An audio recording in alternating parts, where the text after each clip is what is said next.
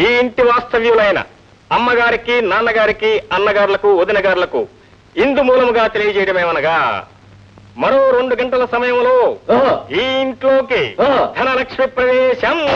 ధనలక్ష్మి అంటే ఎవరండి? నిన్ను పెంచుకున్న తల్లి పేరా? కాదు, నా మేనత్త కూతురు. ఏం ప్రశ్నలు అండి, చొప్పదండి ప్రశ్నలు. ధనలక్ష్మి అంటే తెలీదా? డబ్బు లక్ష్మి, మనీ లక్ష్మి. 25 lakhs, 25 లక్షలు. నేను నాన్నగారు వెళ్ళి తీసుకొస్తాం. తమ్ముడు, నేను సాయంగా రానా? నువ్వెందుకు? బ్యాంక్ క్యాష్ నేనుండగా. అంత డబ్బు కళ్ళు చూస్తే నీ కళ్ళు తిరుగుతాయి. ఆయన కళ్ళు తిరుగుతాయి, నీకు కాళ్ళు తిరుగుతాయి. మీ ఇద్దరు సహాయం మాకేం అక్కర్లేదు, నేను నాన్నగారు వెళ్ళి తెచ్చుకోగలం. జై Dhanalakshmi.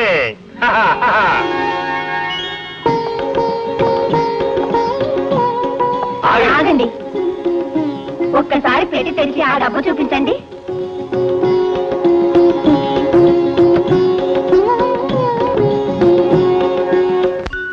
Grand grand my son, grand. Hearty congratulation.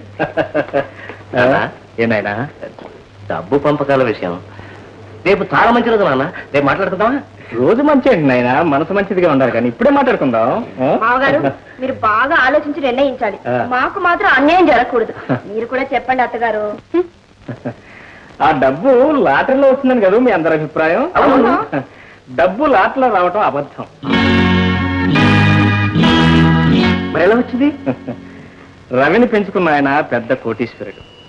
ఆయన కాశీకి పోతూ పోతూ తన యావదాస్తితో పాటు ఈ 25 లక్షల రొక్కం కూడా అబ్బాయి చేతికిచ్చాడు.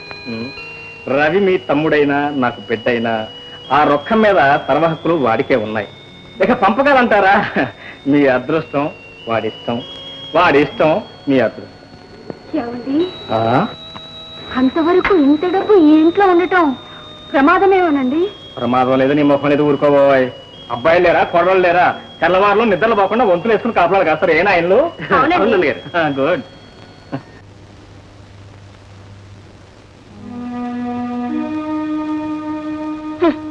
లక్షలు వస్తాయి, లక్షలు వస్తాయని ఎగిరెగిరి పడ్డాం. తీరా డబ్బు చేతికొచ్చేసరికి ఆ డబ్బు తనది కాదు, రవిదంటారు మీ నాన్న. ఇప్పుడు మన గతి ఏమిటి? ఏమిటి? నన్ను మీరు నోరు ముయ్యి అన్నాను.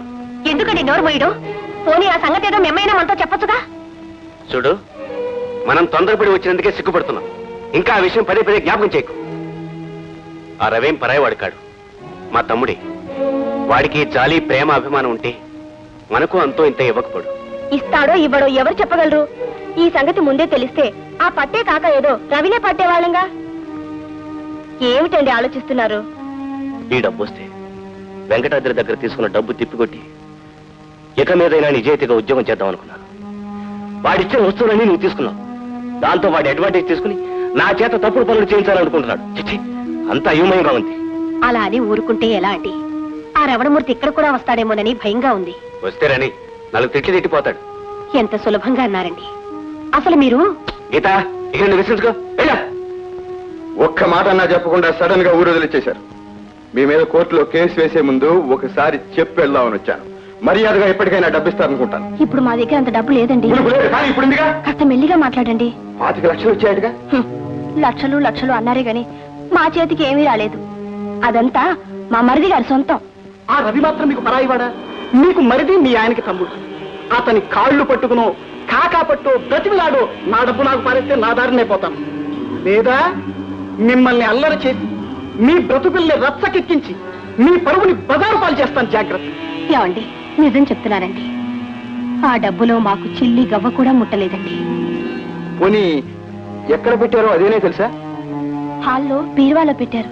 మీరు పర్మిషన్ ఇస్తే బీరువా తెరిచి ఆ డబ్బు నేనే తీసుకుంటాను. ఓకే? ఎలా? ఎలా అంటే ఏముందండి, మీకు అర్థమయ్యేలా చెప్పాలంటే దొంగతనం చేస్తా. దొంగతనమా? నాకు భయంగా ఉందండి. మీకెందుకండి భయం? ఆ పంటలేవో నీ పడతాగా. మీరు చెయ్యాల్సిందల్లా సరిగ్గా రాత్రి 12 గంటలకి వీధి తలుపులు తెరిచి ఉంచండి.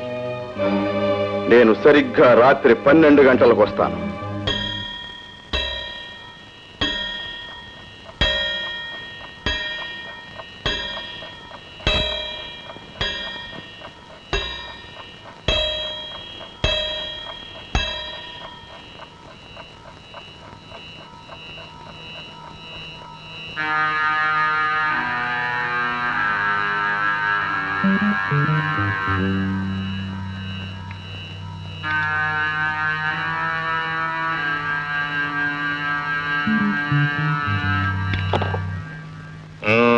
ఎలా ఉంది సినిమా?